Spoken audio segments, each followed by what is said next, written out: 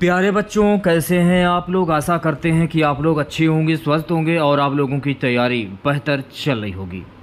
तो आज के इस वीडियो में जो आपका यूपी पुलिस कांस्टेबल का एग्ज़ाम होने वाला है 23 अगस्त से 31 अगस्त, उसी के जनरल हिंदी के टॉप मोस्ट इम्पॉर्टेंट क्वेश्चंस को यहाँ पर डिस्कस करने वाले हैं। तो वीडियो काफ़ी इम्पोर्टेंट है आप लोगों के लिए, तो इस वीडियो को पूरा ज़रूर देखिए। वीडियो अच्छा लगे तो प्लीज़ वीडियो को लाइक और शेयर ज़रूर करें। और जो भी हमारे नए बच्चे हैं, जिन बच्चों ने चैनल को सब्सक्राइब नहीं किया है, तो प्लीज़ चैनल को सब्सक्राइब और नोटिफिकेशन बेल ऑन करना ना भूलें। तो चलिए वीडियो को स्टार्ट करते हैं। गाइस, यूपी पुलिस कांस्टेबल की एग्ज़ाम डेट घोषित कर दी गई है। 23 अगस्त से 31 अगस्त के बीच में एग्ज़ाम आयोजित किया जाएगा। आप लोगों के पास सिर्फ और सिर्फ 22 दिन शेष हैं।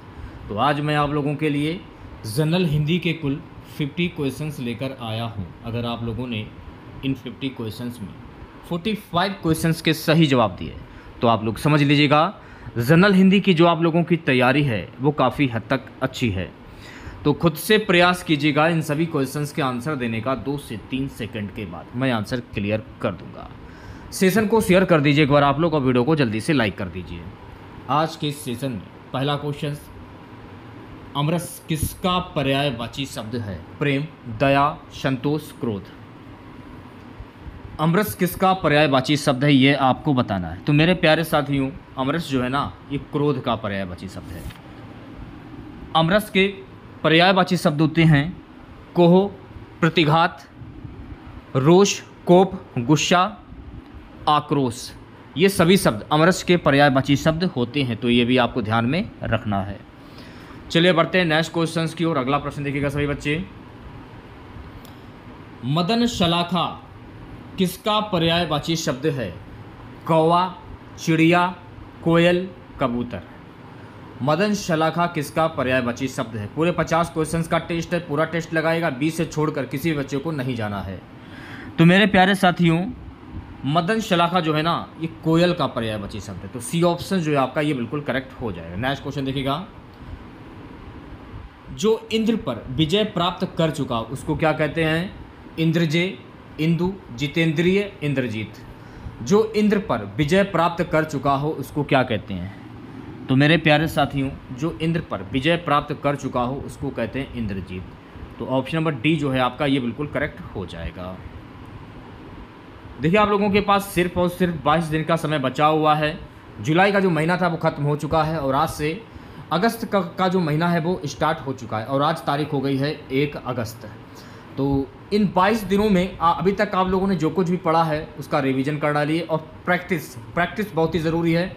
जितनी ज़्यादा प्रैक्टिस आप लोग कर सकते हैं उतनी प्रैक्टिस कीजिए, क्योंकि यही समय है अच्छे से तैयारी को एक रूपांतरण देने का।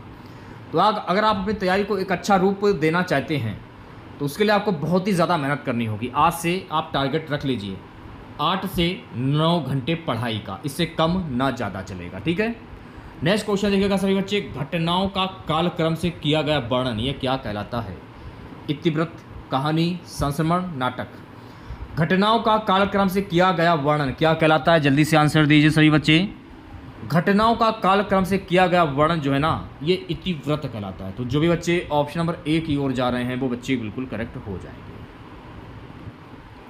सो गाइस, नेक्स्ट क्वेश्चन देखिएगा। अपकार का विलोम शब्द क्या होगा? अनिष्ट, विनिष्ट, उपकार, परोपकार। अपकार का विलोम शब्द क्या होगा? इंपॉर्टेंट क्वेश्चन है, 5 स्टार लगा लीजिए। पेपर में आने वाला क्वेश्चन, जब आप पेपर देने के लिए जाएंगे एग्जाम सेंटर पर और आप जब परीक्षा हॉल में बैठेंगे तब ये प्रश्न आपको देखने को मिल जाएगा। अपकार का विलोम शब्द क्या होता है? तो मेरे प्यारे साथियों, अपकार का विलोम शब्द होता है उपकार। तो सी ऑप्शन जो है आपका ये बिल्कुल सही हो जाएगा। नेक्स्ट क्वेश्चन देखिएगा सभी बच्चे। अभियुक्त का विलोम शब्द क्या होता है? निरपराध, योगी, भोगी, अभियोगी। अभियुक्त का विलोम शब्द क्या होगा? तो मेरे प्यारे साथियों, अभियुक्त का विलोम शब्द होता है निरपराध। ऑप्शन नंबर ए जो है आपका ये बिल्कुल सही हो जाएगा। चलिए बढ़ते हैं नेक्स्ट क्वेश्चन की ओर। अभिभावक में कौन से उपसर्ग का प्रयोग हुआ है? अप, अनु, अभि, अव। अभिभावक, तो मैं आपको क्या बताया था कि स्टार्टिंग का जो शब्द होता है वो आपका उपसर्ग होता है और लास्ट वाला जो शब्द होता है वो आपका प्रत्यय होता है। तो इसमें जो अभी है वो आपका उपसर्ग हो जाए। तो अभी कहाँ पर है? अभी ये रहा। तो सी ऑप्शन जो है आपका करेक्ट हो जाएगा। ठीक है, नेक्स्ट क्वेश्चन देखिएगा सभी बच्चे। अध्ययन, अध्ययन में उपसर्ग बताइए। अध्ययन में उपसर्ग क्या होगा? इंपॉर्टेंट क्वेश्चन है, लास्ट को बताइए क्या आंसर होगा। अध्ययन में, अध्ययन में उपसर्ग क्या होगा? स्टार्टिंग का शब्द अधिधन, अध्ययन। सी ऑप्शन जो है आपका ये बिल्कुल करेक्ट हो जाएगा। नेक्स्ट क्वेश्चन देखिएगा सभी बच्चे। उज्ज्वल का सही संधि विच्छेद क्या होगा? इंपॉर्टेंट क्वेश्चन है, 5 स्टार लगा लीजिए, पेपर में आने वाला क्वेश्चन। उज्ज्वल का सही संधि विच्छेद क्या होता है? तो मेरे प्यारे साथियों, उज्ज्वल में संधि हो जाएगी उत्धन जल। क्या हो जाएगा? उत्धन ज्वल, उत्धन ज्वल। ऑप्शन नंबर डी जो है आपका ये बिल्कुल सही हो जाएगा। अच्छा, उज्ज्वल में प्रयुक्त संधि कौन सी हो जाएगी? अगर पेपर में पूछ लिया जाए बाई चांस, सपोज डैट, और आपको नहीं मालूम है तो आप ध्यान रखिएगा, इंपॉर्टेंट क्वेश्चंस भी है और पेपर में आने वाला भी क्वेश्चंस है। अगर पूछ लिया जाए उज्ज्वल में प्रयुक्त संधि कौन सी होगी, तो आपको ध्यान में रखना है उज्ज्वल में प्रयुक्त संधि हो जाएगी व्यंजन संधि। तो ये आपको ध्यान में रखना है। सेशन को शेयर कर दीजिए एक बार आप लोग और वीडियो को लाइक कर दीजिए। उच्चारण के समय जीभ की स्थिति के अनुसार स्वरों के कितने भेद किए गए हैं? 2, 3, 5 या 7? उच्चारण के समय जीभ की स्थिति के अनुसार स्वरों के कितने भेद किए गए हैं? कुल 3 भेद किए गए। तो बी ऑप्शन जो है आपका ये बिल्कुल करेक्ट हो जाएगा। ठीक है, नेक्स्ट क्वेश्चन देखिएगा सभी बच्चे। यहाँ पर देखिए आपको शुद्ध वर्तनी की पहचान करनी है। ज्योत्सना कैसे लिखा जाता है? इंपॉर्टेंट क्वेश्चन है, 5 स्टार लगा लीजिए। ज्योत्सना कैसे लिखा जाएगा? सही बच्चे आंसर दीजिए। देखिए, ज्योत्सना जो है अगर आप लोग लिखते हैं तो ज्योत्सना को लिखने का जो तरीका है ना, वो ये रहा। ज्योत्सना ऐसे लिखा जाता है। तो सी ऑप्शन जो है आपका ये बिल्कुल करेक्ट हो जाएगा। नेक्स्ट क्वेश्चन देखिएगा सभी बच्चे। पंचवटी किस कवि की रचना है? मैथिली शरण गुप्त, रामधारी सिंह दिनकर, जयशंकर प्रसाद, सूर्यकांत त्रिपाठी निराला। पंचवटी किस कवि की रचना है? इंपॉर्टेंट क्वेश्चन है, 5 स्टार लगा लीजिए, परीक्षा में आने वाला क्वेश्चन। पंचवटी किस कवि की रचना? तो मेरे प्यारे साथियों, पंचवटी जो है ना, ये मैथिली शरण गुप्त की रचना है। ऑप्शन नंबर ए जो है आपका ये बिल्कुल करेक्ट हो जाएगा। सेशन को शेयर कर दीजिए बच्चा और वीडियो को लाइक कर दीजिए। काली आंधी किस रचनाकार की कृति है? धर्मवीर भारती, राजेंद्र यादव, भगवती चरण वर्मा, कमलेश्वर। काली आंधी किस रचनाकार की कृति है, ये आपको बताना है। जल्दी से आंसर दीजिए सभी बच्चे। तो मेरे प्यारे लाडलों, काली आंधी जो है ना, ये कमलेश्वर की रचना है। ऑप्शन नंबर डी जो लोग बता रहे हैं वो बच्चे बिल्कुल करेक्ट हो जाएंगे। नेक्स्ट क्वेश्चन देखिएगा सभी बच्चे। काली आंधी की पृष्ठभूमि में कौन सी घटना है? भारत चीन युद्ध, भारत विभाजन, गुजरात नरसंहार, आपातकाल। काली आंधी की पृष्ठभूमि में कौन सी घटना है? आपातकाल की। तो डी ऑप्शन जो है आपका ये बिल्कुल करेक्ट हो जाएगा। सो गाइस, नेक्स्ट क्वेश्चन हमारा है 8 आंसू बहाना। मुहावरे का अर्थ क्या होगा? विचलित होना, बुरी तरह पछताना, संकट आना, विनाश होना। 8 आंसू बहाना मुहावरे का अर्थ क्या होगा? तो मेरे प्यारे साथियों, मेरे प्यारे लाडलों, 8 आंसू बहाना मुहावरे का अर्थ होता है बुरी तरह पछताना। तो वी ऑप्शन जो है आपका ये बिल्कुल करेक्ट हो जाएगा। अगला प्रश्न हमारा है, निम्न में कौन मात्रिक छंद नहीं है? चौपाई, रोला, हरिगीतिका, शवैया। निम्न में कौन मात्रिक छंद नहीं है, ये आपको बताना है। जल्दी से आंसर दीजिए। तो मेरे प्यारे लाडलों, शवैया जो है ना, ये मात्रिक छंद नहीं है। तो डी ऑप्शन जो है आपका ये बिल्कुल करेक्ट हो जाएगा। बात करेंगे नेक्स्ट क्वेश्चंस की। निम्न में कौन वाणिक छंद नहीं है? तो यहाँ पर आपको ये बताना है कि इनमें कौन सा वाणिक छंद नहीं है। कवित, मालिनी, मंदाक्रांता, कुंडलियाँ। कुंडलियाँ जो है ना, ये वाणिक छंद नहीं है। तो डी ऑप्शन जो है आपका ये बिल्कुल सही हो जाएगा। अगला प्रश्न देखिएगा सभी बच्चे। निम्न में कौन अर्थालंकार नहीं है? उपमा, रूपक, यमक, उत्प्रेक्षा। निम्न में कौन अर्थालंकार नहीं है? जल्दी से आंसर दीजिए सभी बच्चे। तो मेरे प्यारे लाडलों, यमक में अर्थालंकार नहीं है। जिस अलंकार में अर्थ को आश्रय करके कोई चमत्कारी होती है तो वह अर्थालंकार होता है। तो ये आपको ध्यान में रखना है। फिलहाल तो प्रश्न में ये पूछा जा रहा है कि कौन सा अर्थालंकार नहीं है। अगला प्रश्न हमारा मेरे प्यारे साथियों, आचार्य भरत के अनुसार स्थायी भावों की संख्या कितनी है? 8, 9, 33 या 49? आचार्य भरत के अनुसार स्थायी भावों की कुल संख्या कितनी होती है? 9 होती है। तो ऑप्शन नंबर वी जो है आपका ये बिल्कुल सही हो जाए। अब देखिए यहाँ पर आपको एक बात ध्यान में रखना है कि भरत मुनि ने रसों की संख्या 8 मानी है। कौन कौन से हैं? श्रृंगार, हास्य, करुण, रौद्र, वीर, भयानक, वितत, अद्भुत। दंडी ने भी 8 रसों का उल्लेख किया है। और भरत मुनि के अनुसार जो रस की परिभाषा होती है वो विभाव, अनुभाव, व्यभिचारी भाव के संयोग से रस की उत्पत्ति हुई है। और उद्गट ने 9वां रस शांत रस बनाया है। ये भी फैक्ट आपको ध्यान में रखने हैं। चलिए बढ़ते हैं नेक्स्ट क्वेश्चन की ओर। अगला क्वेश्चन देखिएगा सभी बच्चे। नेक्स्ट क्वेश्चन हमारा है गाइस कि कोणार्क और पहला राजा किसकी प्रसिद्ध कृति है? अमृतलाल नागर, जगदीश चंद्र माथुर, मोहन राकेश, हबीब तनवीर। कोणार्क और पहला राजा जगदीश चंद्र माथुर की कृति है। तो वी ऑप्शन जो है आपका ये बिल्कुल करेक्ट हो जाएगा।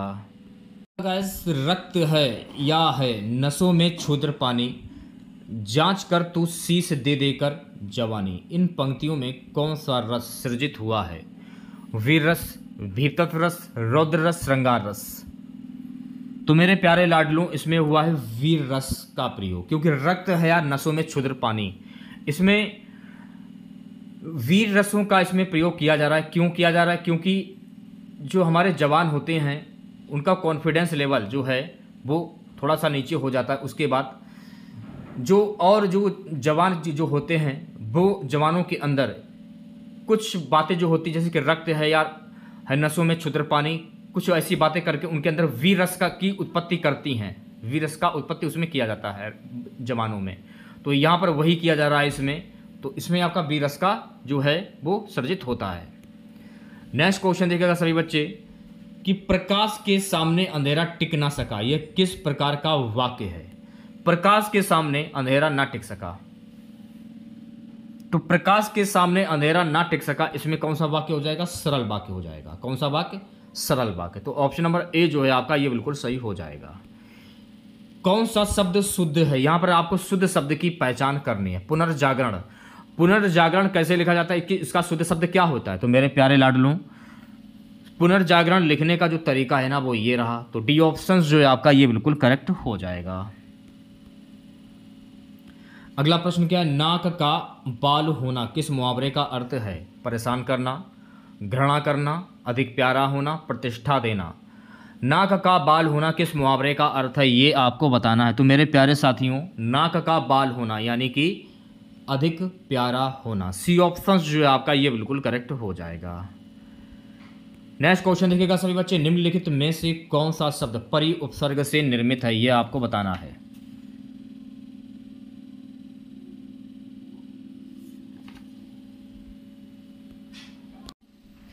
कौन सा शब्द परि उपसर्ग से निर्मित है? स्टार्टिंग का जो शब्द होता है वो उपसर्ग होता है और लास्ट वाला जो शब्द होता है वो आपका प्रत्यय होता है। ये आपको ध्यान में रखना है। तो मेरे प्यारे लाडलों, परिवर्तन में परि उपसर्ग से निर्मित शब्द है। तो सी ऑप्शन जो है आपका ये बिल्कुल करेक्ट हो जाएगा। नेक्स्ट क्वेश्चन देखिएगा सभी बच्चे। आकाश से संबंधित के लिए एक शब्द क्या होगा? आकाशीय, पार्थिव, सामुद्रिक, सौर। आकाश से संबंधित के लिए एक शब्द क्या होगा? तो मेरे प्यारे लाडलों, आकाश से संबंधित के लिए एक शब्द होता है आकाशीय, यानी ऑप्शन नंबर ए जो है आपका ये बिल्कुल करेक्ट हो जाएगा। सो गाइस, नेक्स्ट क्वेश्चन हमारा है इला निम्नलिखित में से किसका पर्यायवाची शब्द है? सागर, आकाश, पृथ्वी, गंगा। इला निम्नलिखित में से किसका पर्यायवाची शब्द है? तो मेरे प्यारे साथियों, इला जो है ना ये पृथ्वी का पर्यायवाची शब्द है। तो सी ऑप्शन जो है आपका बिल्कुल सही हो जाएगा। पृथ्वी के पर्यायवाची शब्द होते हैं धरा, धरती, वसुधा, भूमि, वसुंधरा, भू, इला, धरा, धरती या धरणी। ये सभी शब्द पृथ्वी के पर्यायवाची शब्द होते हैं। ये आपको ध्यान में रखना है। नेक्स्ट क्वेश्चन देखिएगा मेरे प्यारे साथियों। उत्पत्ति की दृष्टि से शब्दों का भेद निम्न में से कौन सा नहीं है? तत्सम, तद्भव, देशज, योग ऋण। तो जो भी अभ्यर्थी ऑप्शन नंबर डी की ओर जा रहे हैं वो बच्चे बिल्कुल करेक्ट हो जाएंगे। योग ऋण आपका सही आंसर हो जाएगा। अब आपको यहाँ पर एक बात ध्यान में रखना है कि उत्पत्ति के आधार पर शब्द के 4 भेद होते हैं। कौन कौन से होते हैं? तत्सम, तद्भव, देशज और विदेशज। तत्सम शब्द ऐसे शब्द जिन्हें बिना किसी परिवर्तन के संस्कृत से हिंदी में शामिल कर लिए जाते हैं। तद्भव शब्द ऐसे शब्द जो संस्कृत से हिंदी में आने पर उनका रूप बदल जाता है। देशज शब्द ऐसे शब्द जो देश की अन्य या क्षेत्रीय भाषा से हिंदी में सम्मिलित हुए हैं। तो यहाँ पर इतना ही आपको ध्यान रखना है कि उत्पत्ति के आधार पर शब्द के 4 भाग, चार जो हैं वो भाग होते हैं। तत्सम, तद्भव, देशज, विदेशज। नेक्स्ट क्वेश्चन देखिएगा, रोगग्रस्त शब्द में प्रयुक्त समास। अब देखिए इसमें रोग अलग है और ग्रस्त अलग है, क्योंकि रोग और ग्रस्त का संबंध दूर दूर तक कोई नहीं है। क्योंकि अगर आप दोनों शब्द को जोड़ देंगे और इसमें एक नया शब्द बन जाएगा रोगग्रस्त, यानी कि रोग से ग्रस्त। तो से किस में आता है? बचपन में आप लोगों ने काफी बार पढ़ा होगा कि कर्ता ने कर्म को करण के द्वारा संप्रदान के लिए अपादान से। खैर हमको तो ढंग से याद नहीं है, आपको ढंग से याद होगा। हमें इतना पता है कि कर्ता ने कर्म को करण से संप्रदान को के लिए अपादान से संबंध का के की अधिकरण में पर। अब इसमें देखिए अपादान में भी से है और करण में भी से है, लेकिन अपादान ऑप्शंस में दिया नहीं है और अपादान ऑप्शंस में नहीं दिया है। तो इसमें जो आपका करण तत्पुरुष है करण में, यानी रोग से ग्रस्त, तो यहाँ पर कौन सा समास हो जाएगा? यहाँ पर हो जाएगा करण तत्पुरुष समास। तो बी ऑप्शन जो है आपका ये सही हो जाएगा। अगला प्रश्न देखिएगा सभी बच्चे, निम्नलिखित में से कौन सा शब्द स्त्रीलिंग है? पानी, आग, घी, मोती। तो मेरे प्यारे साथियों आग जो है ना ये स्त्रीलिंग शब्द हो जाएगा। यहां पर आपको एक बात ध्यान में रखना है कि जिन संज्ञा शब्दों से स्त्री जाति का पता चलता है उसे स्त्रीलिंग कहते हैं। जैसे हंसनी, लड़की, बकरी, माता और भी शब्द होते हैं, ये आपको ध्यान में रखना है। ठीक है, नेक्स्ट क्वेश्चन देखिएगा, उमा नौकर से दूध मंगवाती है, वाक्य में कौन सी क्रिया है? प्रणार्थक क्रिया, सहायक क्रिया, अकर्मक क्रिया, सकर्मक क्रिया। उमा नौकर से दूध मंगवाती है, इसमें कौन सी क्रिया हो जाएगी? तो इसमें हो जाएगी प्रेरणार्थक क्रिया, यानी ऑप्शन नंबर ए जो है आपका बिल्कुल करेक्ट हो जाएगा। जिस क्रिया से इस बात का ज्ञान हो कि कर्ता स्वयं कार्य ना कर किसी अन्य को उसे करने के लिए प्रेरित करता हो उसे प्रेरणार्थक क्रिया कहते हैं। तो इसमें देखिए उमा नौकर से दूध मंगवाती, क्योंकि उमा जो है वो नौकर से दूध मंगवा रही है और यहाँ पर यह बताया जा रहा है कि स्वयं कार्य ना कर किसी अन्य को उसे करने के लिए प्रेरित किया जा रहा है। तो इसमें उमा जो है नौकर को काम के लिए प्रेरित कर रही है, इसलिए यहाँ पर प्रेरणार्थक क्रिया हो जाएगा। तो ऑप्शन नंबर ए जो है आपका सही हो जाएगा। अगला प्रश्न देखिएगा, तुलनात्मक विशेषण की हिंदी में कितनी अवस्थाएं होती हैं? 2, 3, 4, केवल 1। तुलनात्मक विशेषण की हिंदी में कितनी अवस्थाएं होती? तो मेरे प्यारे साथियों तुलनात्मक विशेषण की हिंदी में कुल 3 अवस्थाएं होती हैं। और वो अवस्थाएं कौन कौन सी होती हैं? मूलावस्था, उत्तरावस्था, उत्तमावस्था। तो तुलनात्मक विशेषण में हिंदी की कितनी अवस्थाएं होती हैं? 3। कौन कौन सी? मूलावस्था, उत्तरावस्था, उत्तरावस्था। ठीक है, तो ये उत्तमावस्था, सॉरी, तो ये 3 अवस्थाएं होती है, ये आपको ध्यान में रखना है। नेक्स्ट क्वेश्चन देखिएगा मेरे प्यारे साथियों, निम्न में से किस संज्ञा की गणना नहीं की जा सकती? समूहवाचक संज्ञा, द्रव्यवाचक संज्ञा, व्यक्तिवाचक संज्ञा, भाववाचक संज्ञा। तो मेरे प्यारे साथियों इसमें भाववाचक संज्ञा की जो गणना है वो नहीं की जा सकती। जिन शब्दों से किसी प्राणी या पदार्थ के गुण, भाव, स्वभाव की अवस्था का बोध होता है उन्हें भाववाचक संज्ञा कहते हैं। जैसे मिठास, बुढ़ापा, गरीबी, आज़ादी, साहस, वीरता आदि। ठीक है, लेकिन इसमें यह कहा जा रहा है कि निम्न की संज्ञा की गणना नहीं की जा सकती, तो भाववाचक संज्ञा की गणना नहीं की जा सकती। नेक्स्ट क्वेश्चन देखिएगा, प्रयत्न के आधार पर रा व्यंजन की किस कोटि में आता है? प्रकम्पित, संघर्षी, स्पर्श, अर्धस्वर। प्रकम्पित में आता है, तो ऑप्शन नंबर ए जो है आपका बिल्कुल सही हो जाएगा। अगर मैं संघर्षी व्यंजन की बात करूं तो संघर्षी व्यंजन कौन कौन से होते हैं? चा से चा, छा, चा, छा, जा और झा। ठीक है, ये स्पर्श संघर्षी व्यंजन होते हैं, ये आपको ध्यान में रखना है। नेक्स्ट क्वेश्चन देखिएगा मेरे प्यारे साथियों, निम्नलिखित में से तमिल भाषा की लिपि कौन सी है? देवनागरी, रोमन, द्रविड़, नास्तिलिक। निम्नलिखित में से तमिल भाषा की लिपि कौन सी? तो मेरे प्यारे साथियों द्रविड़ जो है ना ये तमिल भाषा की लिपि है, तो सी ऑप्शन जो है आपका ये बिल्कुल करेक्ट हो जाएगा। नेक्स्ट क्वेश्चन, निम्न में से कौन सुमेलित नहीं है? सूची, पवित्र, सर, सरोवर, स्वर्ण, सोना, सर्ग, अध्याय। निम्न में से कौन सुमेलित नहीं है, ये आपको बताना है। तो मेरे प्यारे साथियों, स्वर्ण सोना सी ऑप्शन जो है आपका करेक्ट हो जाएगा। नेक्स्ट क्वेश्चन, कौन सही सुमेलित है? अनुवृत्ति, विरक्ति, असमय, कुसमय, अवसर, सुअवसर, दीर्घायु, चिरायु। तो आप ये कह सकते हैं विलोम शब्द। तो इसमें कौन सा विलोम शब्द सही सुमेलित है? तो मेरे प्यारे लाडलों, अनुरुक्ति का विलोम शब्द विरक्ति होता है। तो ऑप्शन नंबर ए जो है आपका ये सही हो जाएगा। देखिए, असमय का विलोम शब्द क्या होता है? समय होता है, ठीक है। अवसर का विलोम शब्द क्या होता है? तो अवसर का विलोम शब्द होता है अनवसर, ठीक है। दीर्घायु का विलोम शब्द क्या होता है? दीर्घायु का विलोम शब्द होता है अल्पायु। तो ये सारे फैक्ट आपको ध्यान में रखने हैं, ठीक है। असमय का विलोम शब्द समय, अवसर का विलोम शब्द क्या होता है? अवसर, ठीक है। दीर्घायु का अल्पायु। चलिए बढ़ते हैं नेक्स्ट क्वेश्चन की ओर। निम्न में कौन एक शब्दालंकार नहीं है? अनुप्रास, श्लेष, यमक, उपमा। तो मेरे प्यारे साथियों, उपमा जो है ना, ये शब्दालंकार नहीं है। तो डी ऑप्शन जो है आपका करेक्ट हो जाएगा। नेक्स्ट क्वेश्चन देखिएगा, निम्न में कौन से शब्द की वर्तनी शुद्ध है? यहाँ पर आपको शुद्ध वर्तनी की पहचान करनी है। हितैषी, ये आपकी शुद्ध वर्तनी हो जाएगी। तो सी ऑप्शन जो है आपका करेक्ट हो जाएगा। नेक्स्ट क्वेश्चन हमारा मेरे प्यारे साथियों, चिराग तले अंधेरा कहावत का सही अर्थ क्या होगा? अपनी बुराई नहीं दिखना, परिश्रम से भागना, उच्च और साधारण की तुलना अधिक लाभ होना। चिराग तले अंधेरा कहावत का अर्थ क्या होता है? अपनी बुराई नहीं दिखना। ऑप्शन नंबर ए जो है आपका ये बिल्कुल करेक्ट हो जाएगा। चलिए बढ़ते हैं नेक्स्ट क्वेश्चन की ओर। मूर्ख धनवान किस लोक त्रुटि को चरितार्थ करता है?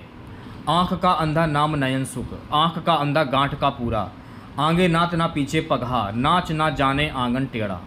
मूर्ख धनवान किस लोक त्रुटि को चरितार्थ करता है? तो मेरे प्यारे साथियों, आँख का अंधा गांठ का पूरा मूर्ख धनवान की लोक त्रुटि को चरितार्थ करता है। तो बी ऑप्शन जो है आपका ये सही हो जाएगा। अगला प्रश्न हमारा है, सबका अपनी अपनी मर्जी से काम करना किस लोक त्रुटि का अर्थ है? अपनी ढपली, अपना राग, आप डूबे तो जग डूबा, खग जाने खग की ही भाषा, अकल बढ़िया भैंस। अपनी ढपली, अपनी राग, ऑप्शन नंबर ए जो है आपका ये बिल्कुल सही हो जाएगा, ठीक है। नेक्स्ट क्वेश्चन देखिएगा सभी बच्चे।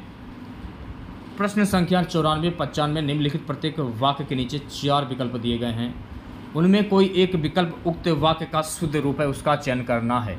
मैंने रोटी खाया, इसका शुद्ध वाक्य क्या होगा? इंपॉर्टेंट क्वेश्चन से 5 स्टार लगा लीजिए। तो मैंने रोटी खाई, ये इसका शुद्ध शब्द हो जाएगा। तो ऑप्शन नंबर ए जो है आपका ये सही हो जाएगा। नेक्स्ट क्वेश्चन देखिएगा, वहाँ भारी भरकम भीड़ जमा थी, इसका शुद्ध शब्द क्या होगा? तो मेरे प्यारे साथियों, वहाँ भारी भीड़ जमा थी, ऑप्शन नंबर ए जो है आपका ये बिल्कुल करेक्ट हो जाएगा। यहाँ पर आपको शुद्ध वर्तनी की पहचान करनी है। आजीविका कैसे लिखा जाता है? आजीविका, ऑप्शन नंबर डी जो है आपका बिल्कुल करेक्ट हो जाए। आजीविका ऐसे लिखा जाता है। इनमें से किस शब्द की वर्तनी अशुद्ध है, ये आपको बताना है। तो मेरे प्यारे लाडलों, मनोकामना ऐसे नहीं लिखा जाता है। तो ऑप्शन नंबर ए जो है आपका बिल्कुल करेक्ट। चलिए बढ़ते हैं नेक्स्ट क्वेश्चंस की ओर। नेक्स्ट क्वेश्चन हमारा, देवनागरी किस भाषा की लिपि नहीं है, यह आपको बताना है।